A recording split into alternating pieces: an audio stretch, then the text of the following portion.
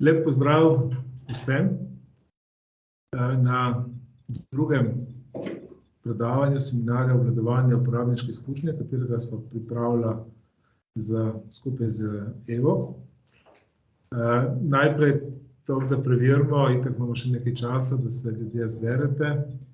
Upam, da me vsi slišite, tako da prosim, če mi v chat napišete, ali je okej ali ni.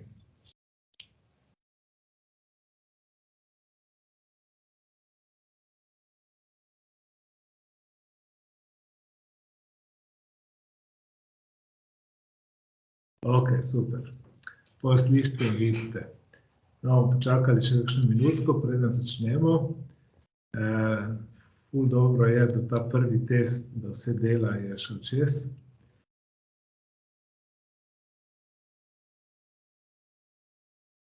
Vidim pa, da število novih prijavljenih kar raste. Vsak verjetno zamudi kakšno minuto.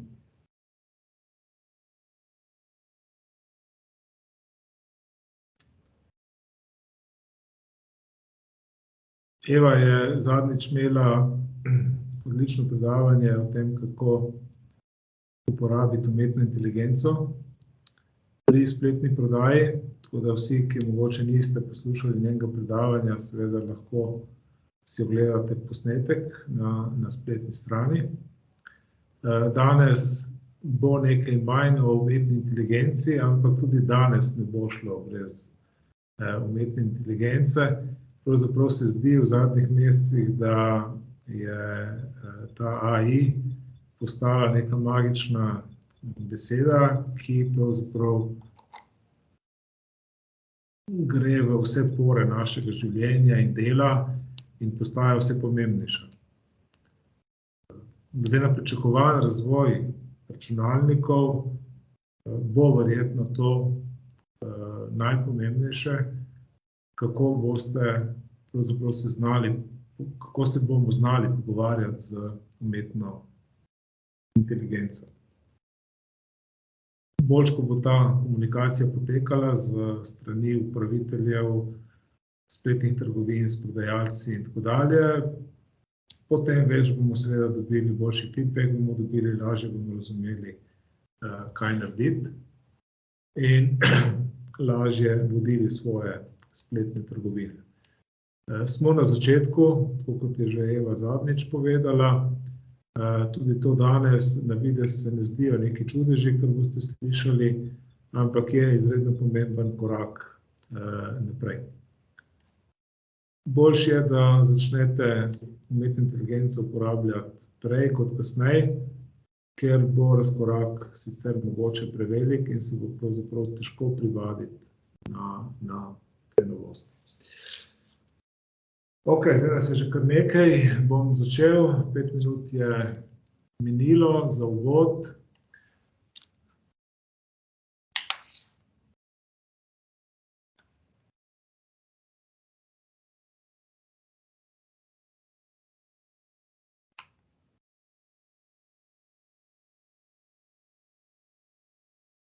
NA, spletno trgovino, verjetno poznate, smo prva spletna trgovina v Sloveniji, začeli smo že davnega leta 1999, po pravici povedano, kar nekaj mesecev v začetku nismo prodali nič, čeprav so nas vsi po vrsti hvalili za ta korajžen v tistem času korak.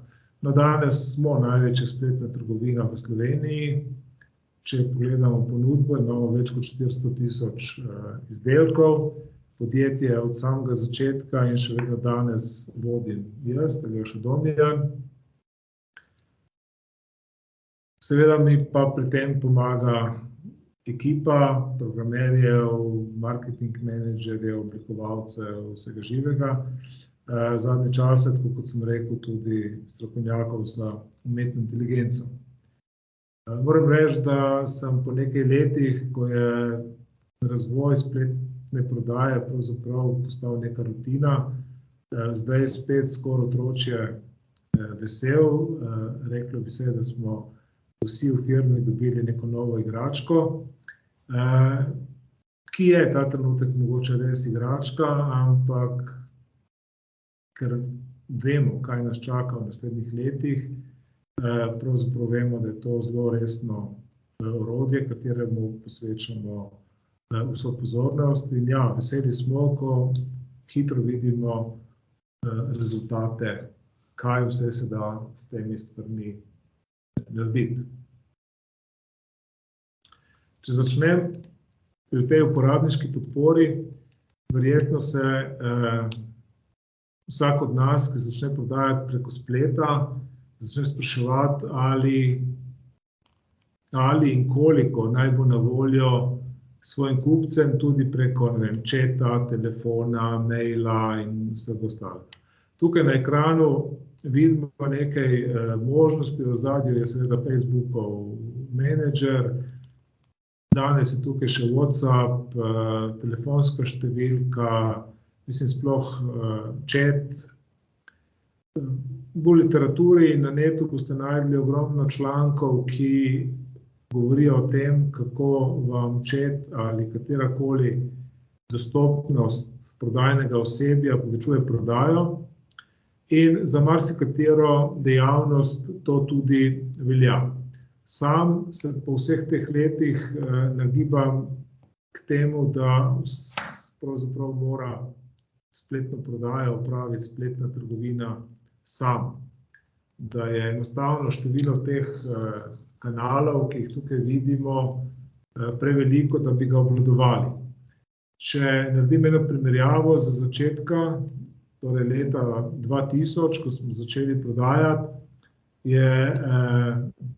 smo za vsako naročilo pravzaprav dobili še 1,3 telefonska klica ali maila.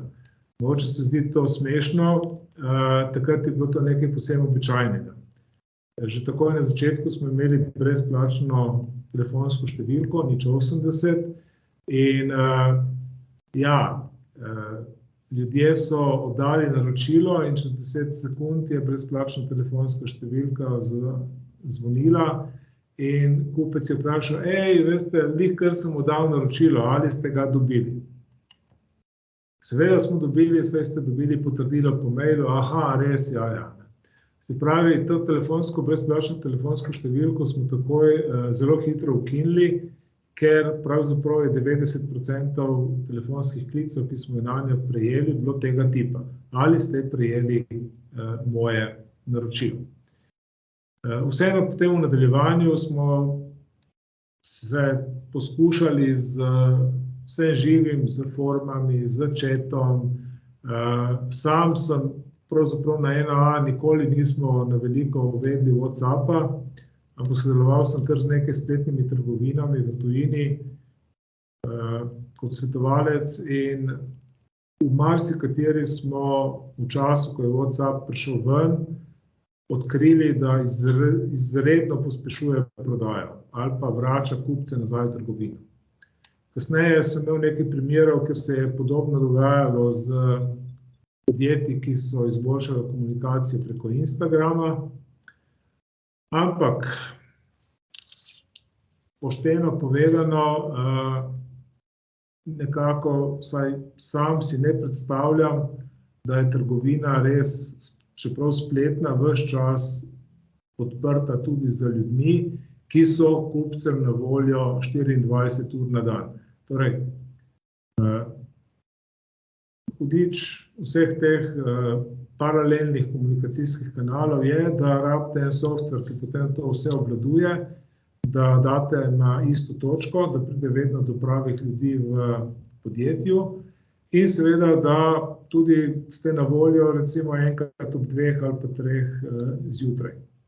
Kar pa vsaj v Sloveniji hitro ugotoviš, da se ne splača.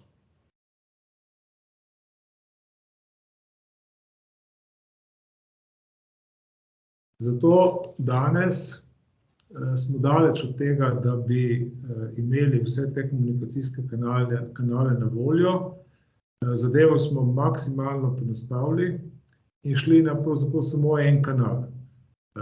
Na našo rubriko vprašanja in odgovori, kjer smo najbolj veseli, če nas kontaktirate preko forme, zato ker se na ta način pravilno spravijo vsi podatki, najlažje spremljamo in kot boste v nadaljevanju videli, je to tudi najboljši način za potem uporabo podatkov, ki jih na ta način zberemo, tako da jih obdelamo še z umetno inteligenco.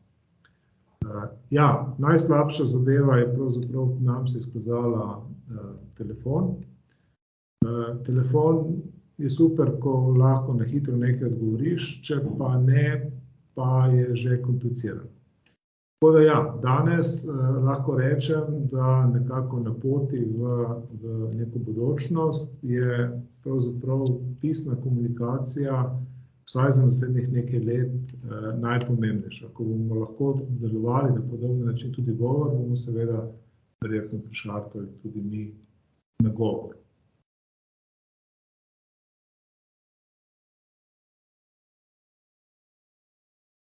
Vsekakor, vsak, ki začenja z spletno trgovino, se sooči s tem, da mu v spletni predstavitvi, v ponudbah manjkajo neki podatki. In seveda potem se zdi samo po sebi umevno, da spletno podporo potrebujete, se pravi, da rabite druge komunikacijske kanale, od Facebook Messengerja, chata in tako dalje. Predlagam, da vsak od vas resno razmisli in se drži enega zelo preprostega pravila, to je, da začnete uporabljati spletno stran, ker pač to, kar zdaj gledamo, je recimo spletna stran nekega našega produkta. To, kar vidite, je pravzaprav le vrh ledene gore. Ampak vsi podatki, ki jih mi vemo o recimo tem hladilniku, so na tej strani.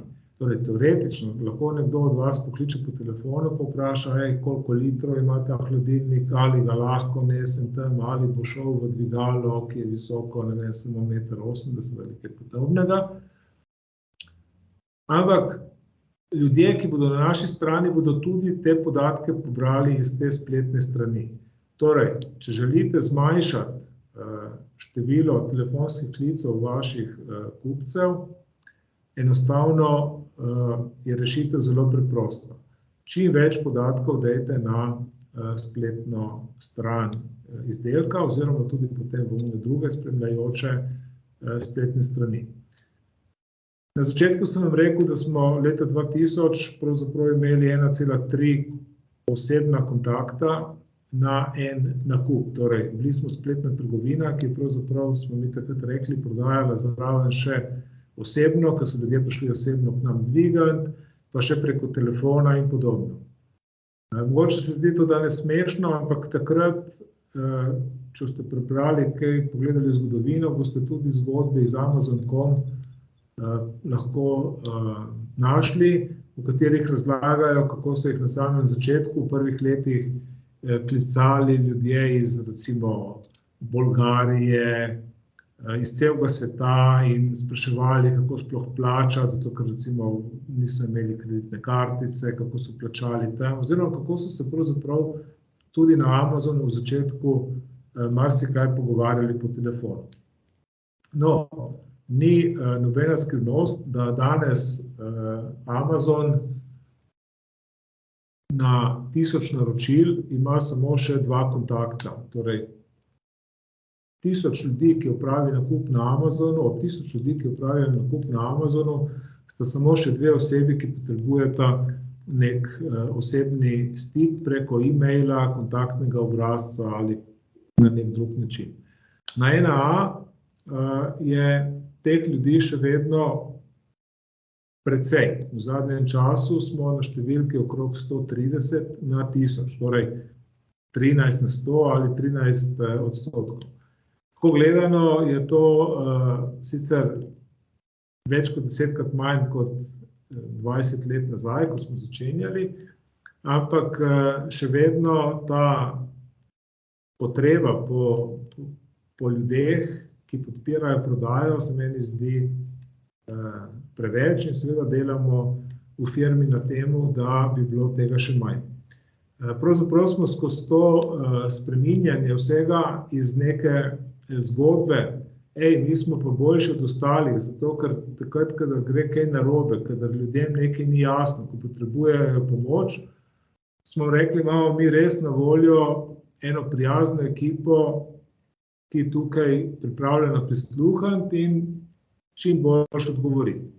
No, danes govorimo obratno, ne? Danes govorimo, da če kupec, ki nas obišče spletno trgovino 1A, potrebuje pomoč, to pomeni, da že imamo težavo, ker na tej strani ponudbe oziroma na ostalih naših spletnih straneh nismo dovolj jasno razložili, kaj ponujamo, kako ponujamo, kakšni so pogoji za kupca in tako dalje. Tudi vam dam nasvet, da spremljate vsem, koliko ljudi vas potrebuje še osebno, torej mimo spletne trgovine, in začnete razmišljati o tem, kako boste zmanjšali to število, kajti zmanjšanje števila pravzaprav je bilo pri nas tesno povezano tudi z večanjem zadovoljstva vseh kupcev, ki kupujejo. Danes, kot sem rekel, imam popolnoma drugačen pogled na to zgodbo in bi rekel, da pravzaprav vsak, ki nas kliče zaradi neke težave, torej je nekako nezadovoljen z našo spletno stranjo. Mogoče nek radikalen pogled, ampak če nas pelje k temu, da nas bo tako kot na Amazonu na 1000 nakupov potrebovali samo še 2 osebi, da nekako osebno jih kontaktiramo, mislim, da bomo vsi izredno srečni in zadovoljni.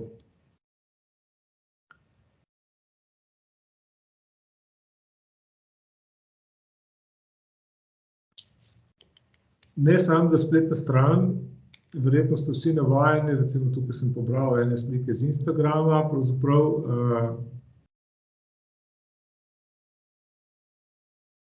nekateri kupujejo tudi z precej manj vsebine, pač sploh impulzivni nakupi, recimo tukaj je današnji oglas pobran iz Instagrama za Nike telovadne copate, ker pravzaprav na Instagramu, ko zagledaš oglas, sam klikneš na Shop Now in tako. Imate tudi spletne strani, ki pravzaprav iz Instagrama greš direktno v košarico.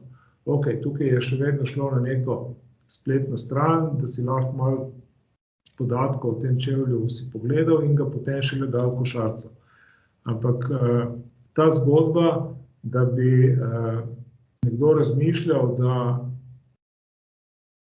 bo na voljo imel še ekipo ljudi, ki bo pomagala kupcem, da kupijo, mislim, da tudi ti oglasi na Instagramu, na TikToku, ki jih zadnje čase vidimo, kažejo na to, da vsi delamo na tem, da bi bil kontakt kupca pravzaprav vedno samo še digitalen. Objaviš na spletno stran, tisto, kar objaviš, mora biti dovolj dobro, zato da ne potrebujete več osebne pomoči. Tako da to je še en dokaz več, da morate delati v tej smeri. No, vseeno, zdaj pridemo na tisto zgodbo, no, tukaj imate zdaj na spletni strani, mislim, vidite na ekranu, pravzaprav vse kategorije, ki jih mi uporabljamo ta trenutek za komunikacijo s kupci. Tukaj vidite, zaradi česa nas kliče, mislim, da je enih 15 stvari, se pravi, ja, eni potrebujejo storitev, pa se treba nekaj zmeniti. Eden vpraša, kje je naročilo, kdaj bo dostava, eni prosijo za kopijo računa. Se pravi, tukaj imate pravzaprav seznam najbolj pogostih vprašanj, ki pridejo na našo podporo.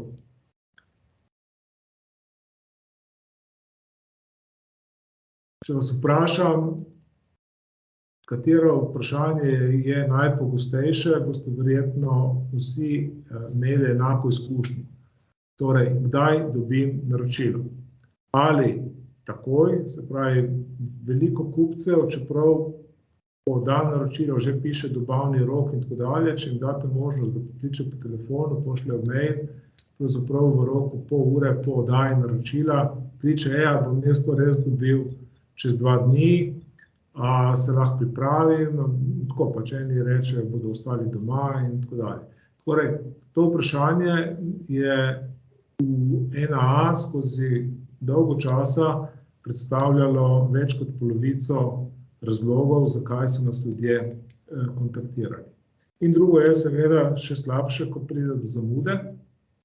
Se pravi, danes nekdo čaka pošiljko doma, ki naj bi danes prišla, pa potem se to ni zgodilo.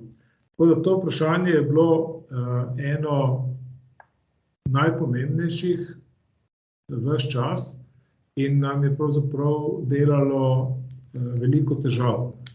Preden smo našli rešitev, našli pa smo jo ravno z uporabo podatkov, smo še vedno bili tam na približno 25%, torej 25 ljudi nas je klicalo v zvezi z naročilom, ki ga je oddalo 100 ljudi preko NAA. In seveda nas je to begalo, smo želeli to številko zmanjšati, dolgo let smo bili na tej številki med 25 in 30 kontaktov na 100 naročil. Potem smo ugotovili, da pravzaprav moramo tukaj izboljšati kakovost. Kaj smo spremenili? Na osnovi podatkov smo ugotovili, da mi pravzaprav že danes vemo, recimo zdaj je 2:30, približno naša ekipa zdaj bo v roku pol ure do ure vedla, katerih obljub, recimo, če je nekaj bilo predvideno, da dobite jutri, da vam poštar prinese na vaš naslov. Mi vemo že danes. Do kakšno leto nazaj smo to pravzaprav mi vedeli, torej ljudje v skladišču so vedeli, to ne bom naredil, ampak teh informacij nismo dali v eno tako obliko. Kaj smo naredili? Javili smo šele jutri, se pravi naslednji dan, torej petek, bi zdaj recimo en naš sodelavec je bil zadolžen, da zjutraj, ko začne delati, najprej pogleda, česa danes nismo poslali, pa bi morali. In smo šele takrat začeli nekoga klicati, prostite, se zamujamo, pošiljati mail in tako dalje. No, izkazalo se je, da je to pravzaprav prepozno. Marsikateri kupec, ki je bil neučakan, nas je v bistvu prej poklical, preden smo mi poklicali njega. Slaba volja je bila pa tudi zaradi tega, ker je nekdo ostal doma, ker je pričakoval, da bo pač dobil izdelek. No, potem smo par mesecev nazaj naredili program, ki je začel o zamudah kupca obveščati en dan prej.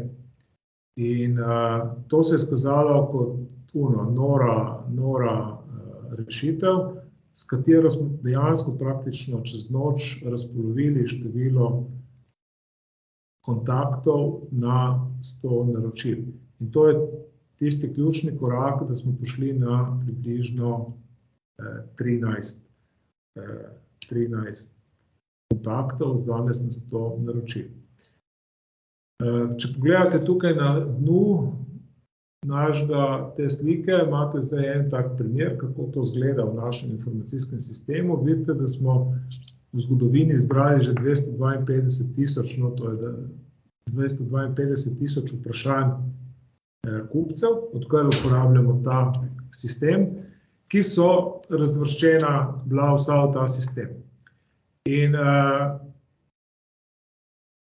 ta super izkušnja, ki smo imeli z izboljšavo, nam je dala idejo, da pravzaprav je to področje, ki moramo najprej začeti uporabljati tudi umetno inteligenco.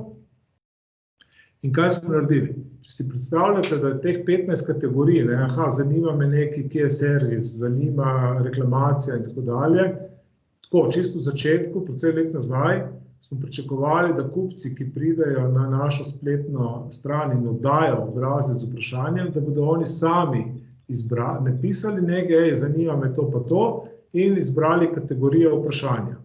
No, izkazalo se je, da je skoraj vsak napisal nekaj po svoje ali pa drugo, v glavnem to je bil neuporaben podatek. Potem smo to nalogo dali, da že po moje 10 let kupcem ni treba več pisati te kategorije, ampak to kategorijo meni zdaj že vsa ta leta določajo sodelavci na podpori, tako da preberejo vprašanje, ki ga kupec nam posreduje, in potem na osnovi njihovega vprašanja v bistvu razvrstijo v eno od teh kategorij. No, tudi to ni funkcioniralo, tako po pravici povedano, tudi moji sodelavci, enih 40% teh vprašanj sploh so kar pustili na sprejem ali pa na drugo, ne.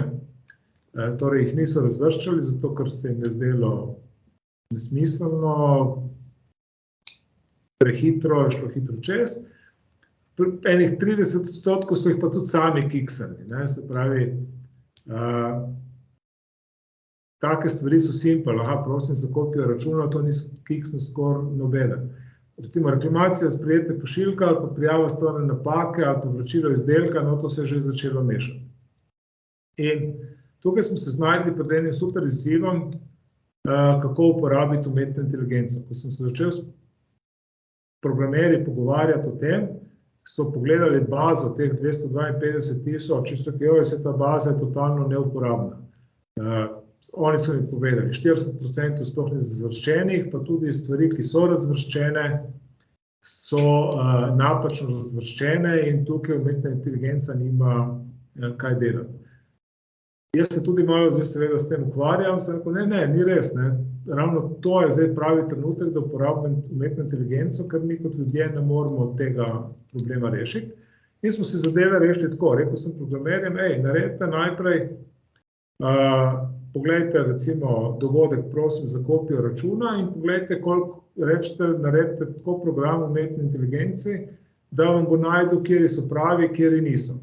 No in to smo res naredili, ne, so rekli, pregledali so bazo primerov, prosim za kopijo računa, vrgli tiste, ki so napačni ven in v naslednjem koraku smo program, ki je bil spet narejen pač z umetno inteligenco, prosili, da najde ostale, ki niso razvrščeni. No, pravzaprav smo v enem tednu prišli do tega, da smo vseh 252.000 vprašanj začeli avtomatično deliti. Torej danes ni treba več ne kupcu, ne nobenemu od mojih sodelavcev razmišljati, kaj je kupec hotel vprašati in v kateri kanal za podporo naj gre to vprašanje. Enostavno to dela umetna inteligenca. Ne bom rekel, da smo vse naredili v enem tednu, ker se pač ekipa z umetno inteligenco moja ukvarja že dosti časa in marsikaj zna. Ampak ja, konkretno ta primer, ki se nam je zdaj akuten in lahko največ naredimo, smo rešili pravzaprav v enem tednu. In zdaj seveda, ko človek, ko eden od mojih dobi vprašanje, je dosti lažje brati, zato ker takoj dobi naslov. To je komentar v anketi, to je nekaj, da smo zamudili, to je, ne vem, nekaj narobe z opisom izdelka. Se pravi, lažje se je pripraviti in je kakovost dela pravzaprav moje ekipe čedalje boljša. Pa ne samo to, to je tisto, kar sem vam rekel. Tukaj imate zdaj dve oceni, pač izbral sem dve, na koncu prejemamo v povprečju oceno 4,5 v povprečju na Google. Ja, ravno s tem smo tisto slabo voljo zaradi zamud, zaradi tega, ker ljudje niso vedeli, kje je pošiljka, ali bom res dobil in tako dalje, pravzaprav pretvorili v precej boljšo oceno. Mi v letošnjem letu dobivamo povprečne ocene 4,8, zgodovinsko gledano je pa povprečna ocena 4,5. Tako da kakovost storitev in potrebo po številu klicev na 1A smo najprej res izdatno zmanjšali z uporabo podatkov in z našim algoritmom, v zadnjem času pa, torej v zadnjih tednih, pa še z umetno inteligenco. Tako da ja, potem si lahko dobiš takšno stvar, da dobiš oceno 5 in tako kot je tukaj napisano, storitev je bila opravljena korektno in strokovno, zato še ne dobiš 5. Nekoliko je kasnila dostava, na kar sem bil prijazno obveščen. Zanimivo je, da na kar sem bil prijazno obveščen, zato sem dal to nismo naredili mi, to je naredil program sam, torej umetna inteligenca je kupca pravzaprav to pravočasno in prijazno obvestila in to nam je dvigalno pravzaprav zagotovilo odlično oceno. Tako da, jaz bom tako rekel, zagotovo ljudje smo potrebni in smo tisti, ki moramo skrbeti za zadovoljstvo, ampak z programi, ki so na voljo, z uporabo podatkov, umetno inteligenco, lahko naredite čudeže, lahko greste precej korakov več naprej kot samo z uporabo ljudi. Tako da, toliko z moje strani, upam, da ste dobili en tak hiter pogled, kako se da umetno inteligenco uporabiti v na videz mogoče preprosti zadevi, ampak kako ima pravzaprav uporaba vpliv tudi na zadovoljstvo naših uporabnikov, naših kupcev in zakaj, in to je tudi razlog, zakaj je pomembno. Zdaj pa z veseljem odgovoril tudi na kakšno vaše vprašanje, kar napišite v chat, pa bom prebral pa odgovoril. Se bo kdo okorajžil, ali vam je vse jasno?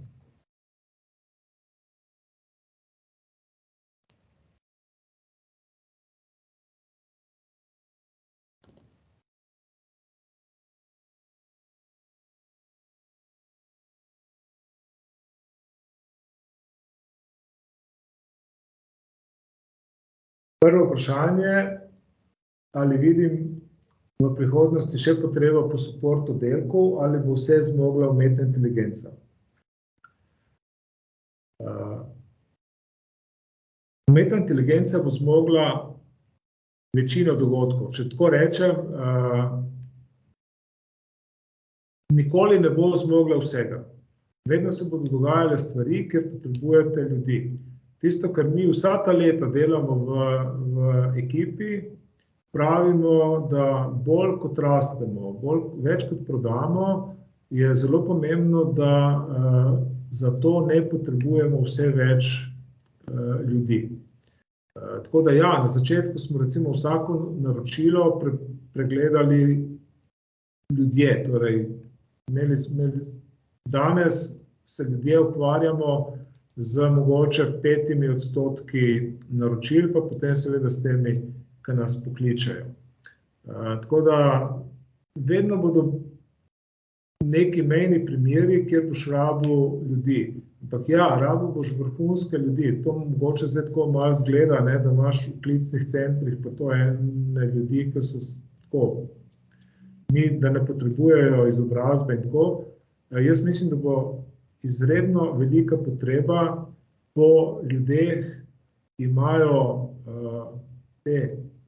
empatijo, ki so čustveni, ki so razumni, ki hitro razumejo problem, ki so komunikativni, ki se znajo pogovarjati, ki tudi izredno dobro razumejo stroko, se pravi tisto, kar prodajajo izdelke in tako dalje. Torej, enostavno v tej podpori bo potreba tudi po vrhunskih kadrih, medtem ko za tiste vsakodnevne zadeve, tiste malenkosti, vse to bo zagotovo prevzela umetna inteligenca. Naslednje vprašanje, ljudje več sprašujejo preko WhatsAppa ali preko Viberja. Viber nikoli ni zaživel kot nek komunikacijski kanal, ki bi dejansko podpiral prodajo. Mislim, da smo ga vsi ljudje sprejemali precej bolj kot neko nadomestilo za telefon, medtem ko je WhatsApp popolnoma druga zgodba. WhatsApp, če imate od nekoga WhatsApp telefonsko številko shranjeno v svojem sistemu in dovoljenje, da z njim komunicirate preko WhatsAppa, je to skoraj tako potem ste friends, ne, potem ste buddies, potem mu lahko pošiljate sporočila in če do nek vaš kupec in recimo kupuje nekaj, recimo, da redno kupuje recimo neka živila in imate potem akcijo ali pa recimo neko kozmetiko in imate akcijo in boste poslali WhatsApp sporočilo, potem bodo na to odreagirali, zato ker ste jim poslali eno tako bolj prijateljsko sporočilo. WhatsApp, pripravljenost prebrati neko WhatsApp sporočilo je večja kot odpreti e-mail marketing sporočilo. In tudi ljudje z nami so precej rajše komunicirali preko WhatsAppa, kot pa recimo Viberja praktično nismo zaznali, da bi bila uporaba. In zdaj takole, ker malo na hitro razmišljam, pravzaprav se ne spomnim niti enega primera, kjer bi Viber bil pomemben komunikacijski kanal podjetja. Mogoče, da obstaja, jaz ga ne poznam. Za WhatsApp pa imam kar nekaj odličnih primerov, ko sem bil sam neverjetno presenečen, kako se je lahko z WhatsAppom povečalo prodajo v mreži obstoječih kupcev. Se pravi, ko ste enkrat imeli kupca, da je pri vas nekaj kupil, je izredno to pomagalo komunikacija. Če je rekel, da lahko prek WhatsAppa komunicirate, je bila možnost ponovitev prodaje, upsella in tako dalje izredno visoka.